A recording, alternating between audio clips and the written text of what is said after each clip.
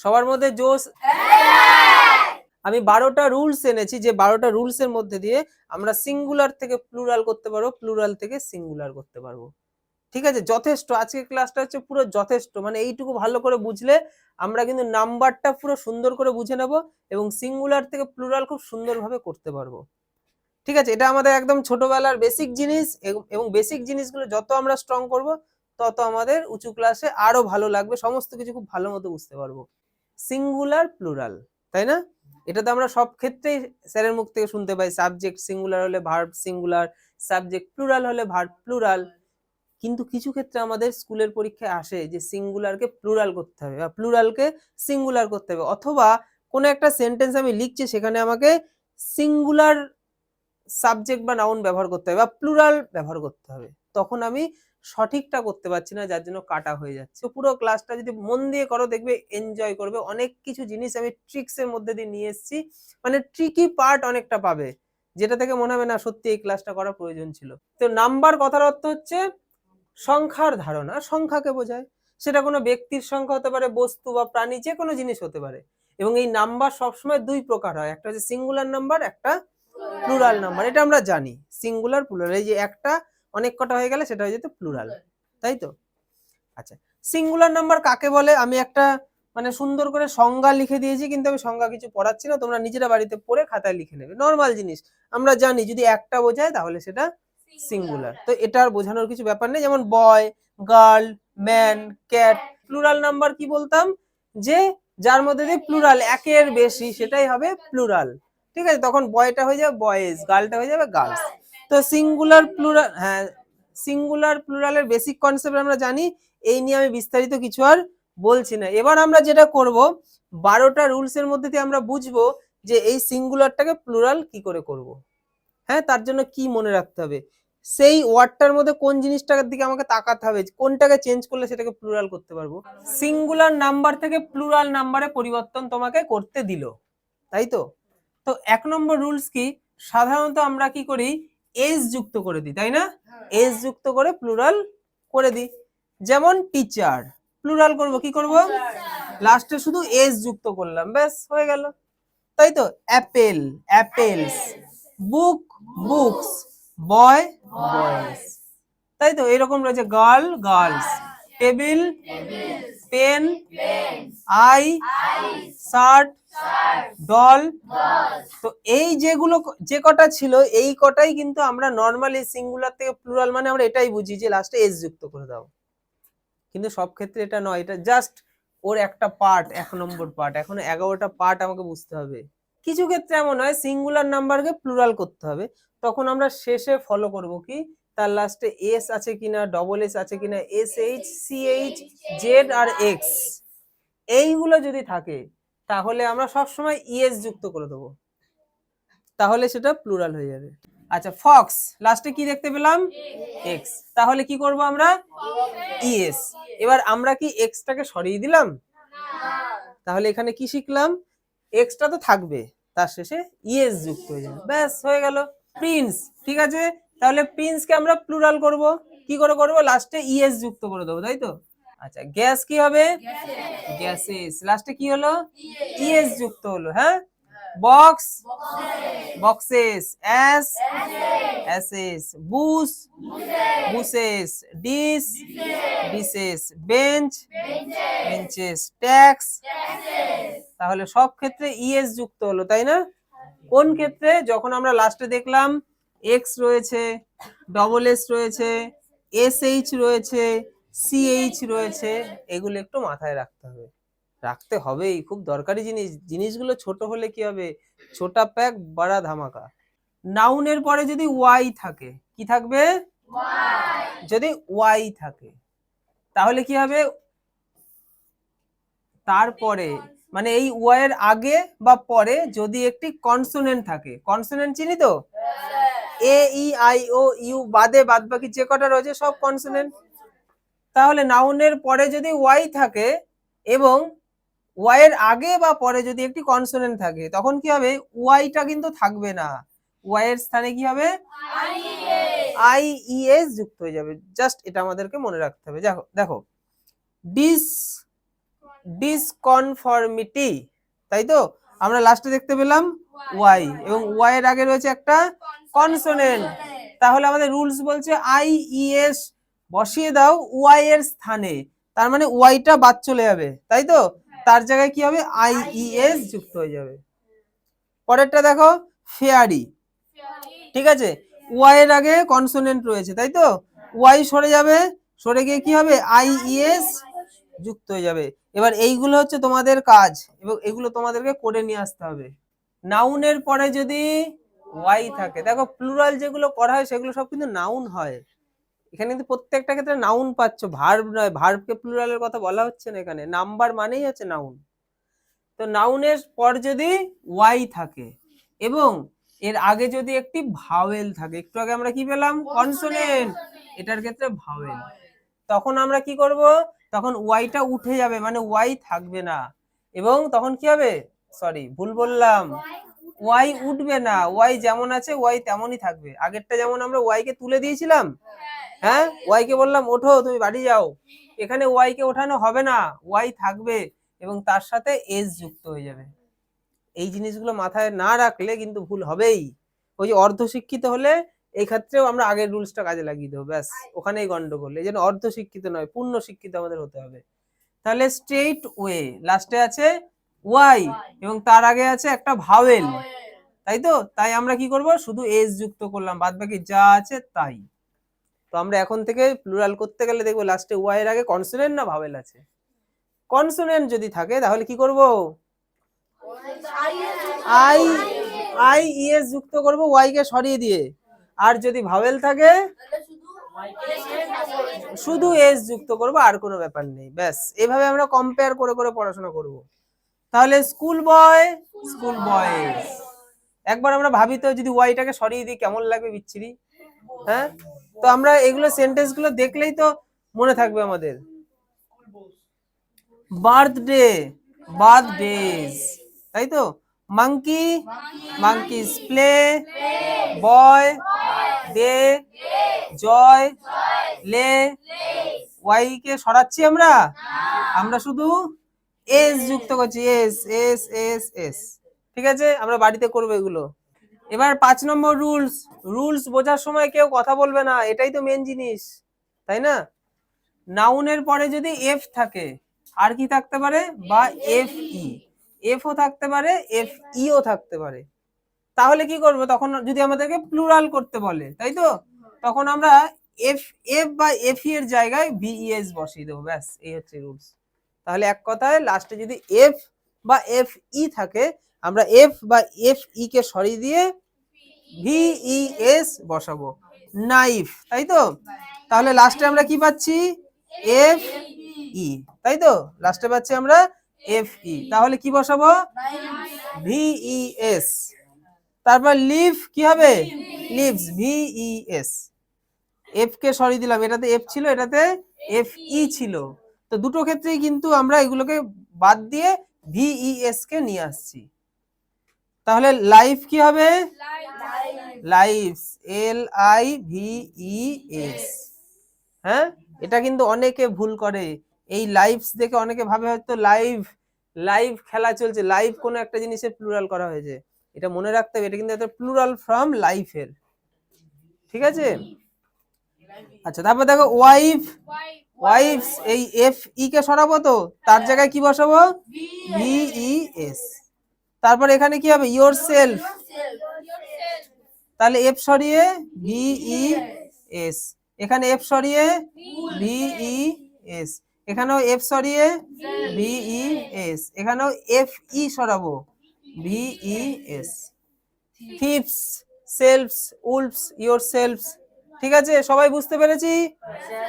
6 নম্বর rules কি বলা হচ্ছে, যদি নাউনের শেষে আইইএফ অথবা I double F, double O F, ULF, double E F, এগুলো মাথায় রাখতে হবে। একটা নাউনের শেষে যদি এফ থাকে এবং এফ এর আগে যদি এইসব জিনিসগুলো থাকে, এফ এর আগে এইসব জিনিস থাকছে, তাই না? তখন কি করব, তখন আমরা এস দিয়েই প্লুরাল বানিয়ে দেবো। তাহলে অর্ধশিক্ষিত হলে কি করতাম, আমরা যদি 6 নম্বর রুলস না জানতাম, তখন আমরা 5 নম্বর রুলসটাকে কাজে লাগাতাম, তাই তো? তাহলে ঠিক হতো হতো না, এটা আমাকে জানতে হবে। তাহলে ক্লিফ, হ্যাঁ আমরা জয়জিৎ দেখতো এফ আছে, এফ সরি দিয়ে ভিএস বসিয়ে দেবে, হবে না। তখন আমরা কি করব, শুধু লাস্টে এস। তার কারণ হচ্ছে দেখো এখানে ডবল এফ আই, তাই তো, তো এই জন্য, এই কারণে। তাহলে রুফ, রুফস, হ্যাঁ অনেকে কিন্তু ভিএস বসিয়ে দিয়ে ভুল করে এফ সরি দিয়ে, সেটা করলে কিন্তু হবে না, কারণ এখানে কি আছে, ডবল ও এফ আছে, তাই তো। তাহলে এইগুলোকে আমাকে সাবধানে করতে হবে, তাই না।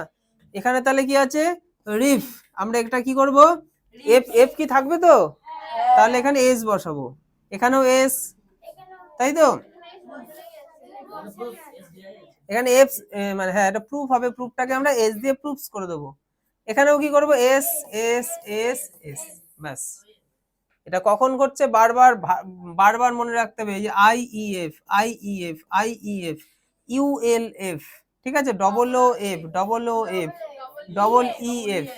আচ্ছা 7 নম্বর কি বলা আছে ভালো করে দেখবে, নাউনের শেষে যদি ও থাকে, কি থাকবে, ও, নাউনের শেষে যদি ও থাকে, তাহলে ও এর পূর্বে একটি কনসোনেন্ট যদি থাকে, তখন শব্দের শেষে এ, শব্দের শেষে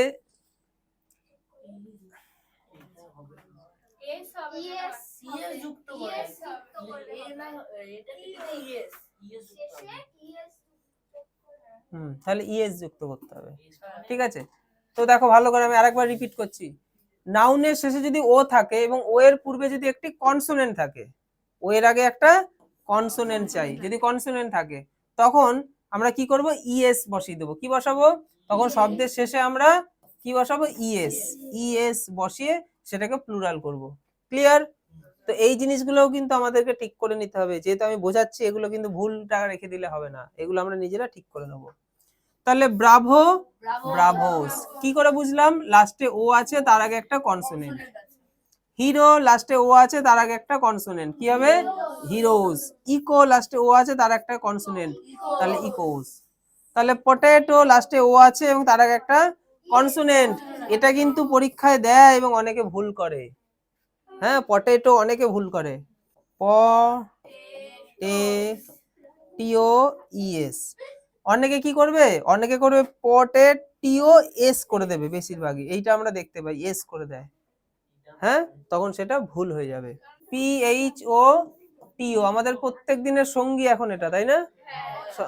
তাহলে কি করব, অনেকে এইটা করবে, তোমাদেরকে দেবে এরকম ভাবে, আর একটাতে কি থাকবে, লাস্টে ইএস থাকবে, তো আমরা কোনটাকে কারেক্ট বলবো, এইটাকে, হ্যাঁ।